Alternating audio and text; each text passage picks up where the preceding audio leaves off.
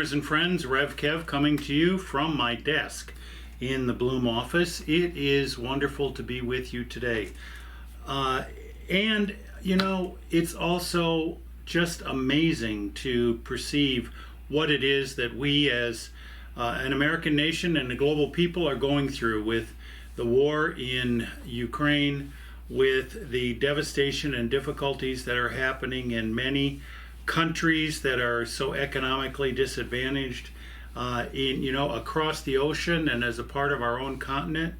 And it's also just amazing the news cycle that's happening now about the way the Supreme Court in the United States is functioning and thinking. And for somebody like me, I'm a white cisgender man, and so therefore I am not able to have the feelings of a woman in any way whatsoever.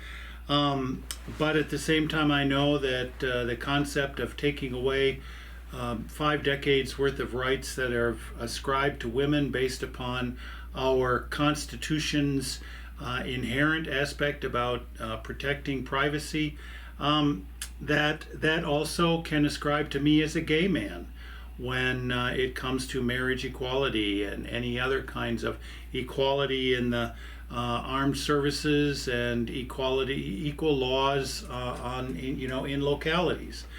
For example, with the abortion restriction laws that are taking place in some states, they are also making it so that certain municipalities are not able to make their own laws. And of course that was done with mask wearing and requirements such as that when we were in the midst of the pandemic, which we're still not completely out of. So it is an amazingly complex time.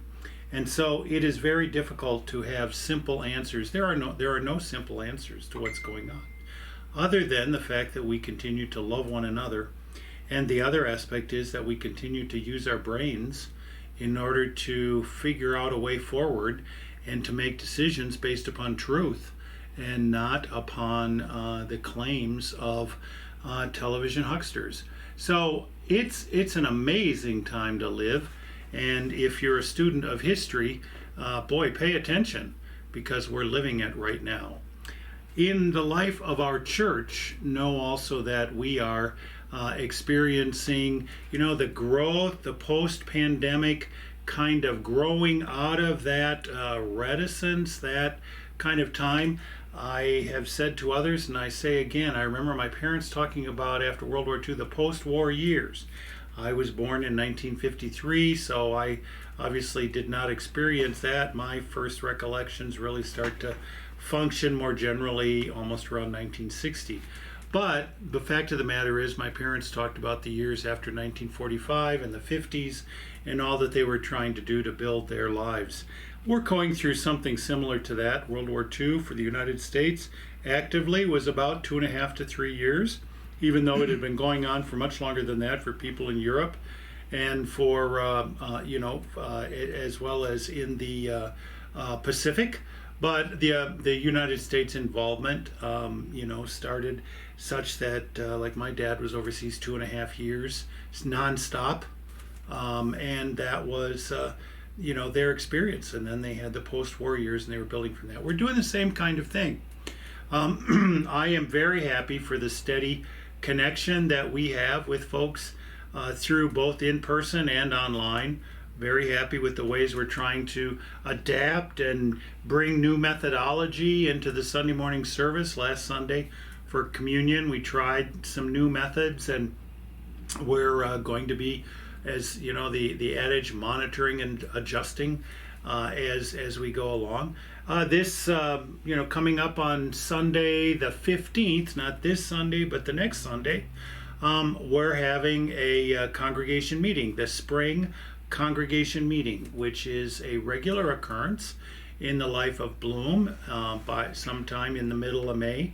And we are going to try to have it set up and so forth so that it functions somewhat like logistically, physically, like pre-pandemic days. But at the same time, we are planning to have it available in a hybrid form for persons who are attending on Zoom, and that is something that you can watch for not this week but next week in BloomTube, in Bloom Notes, as far as that connection is concerned. But we're really grateful for everyone that shows up through Facebook Live on a regular basis through Sunday morning, and we're grateful that some people are making that transition from Facebook Live into Live there in the Demuth Community Center, and so we really appreciate the folks that are doing that, and some people are going back and forth. One of the things that's also happening is that with the lifting of travel restrictions and so forth, we got folks making trips, and so we just continue to pray traveling mercies for everybody who's on the road, including some snowbirds that we know of that are moving from one place to another, as well as those that already had. The other thing that's happening in the life of our general church, or our larger church, or as the UCC says, our wider church, is that our Eastern Association of the United Church of Christ is meeting this Saturday. And that information is in Bloom Notes as well, and you can also find it on the Bloom Facebook page. And that is a situation where anybody is able to attend. We have some delegates that are elected to have the votes, but it is you're welcome to attend and see that. It's a little bit of inside baseball. And so, it's but it's something that our congregation is committed to supporting, and we have people in our congregation who are actually the officers of our association. The association in a UCC is the organization that is primarily responsible for credentialing churches and clergy. So that's one of the key things that's happening about that, and so we take care of matters regarding that. So the Eastern Association meeting is happening. Here's something that's like not really, I wouldn't call it breaking news, but something we've just learned in the last few weeks. Bloom now is the last church on the left, so to speak, meaning, well, actually we're the last church on the right. If you're driving on the 10 and going toward Phoenix, coming out from LA, we truly are the last UCC church on the right. The other one that was further down valley from us has withdrawn from the Southern California, Nevada of the United Church of Christ and no longer identifies as a UCC. So therefore, we at Bloom are we're on the edge. Here we are on the edge. And we are maintaining the situation as we have for the past, since 2005.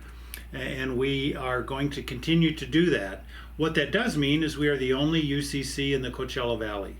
And so if there's anyone that you know of that is looking for that relationship in the Coachella Valley, please do send them our way, online as well as in person. And so we look forward to offering that to folks.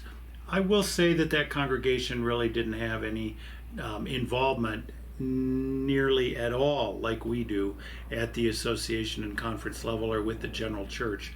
But still, there are other people moving into the valley all the time, and people come from UCC backgrounds, congregational backgrounds, or they're looking for a historic Protestant church that is more progressive thinking as far as theology. That's us, and we hope you'll steer them our way. And that can start this Sunday as we gather together at the Demuth Community Center as well as online. We hope you will be with us in person or online, and if you can't be with us in either of those ways, please be with us in spirit, and as always, please keep us in your prayers.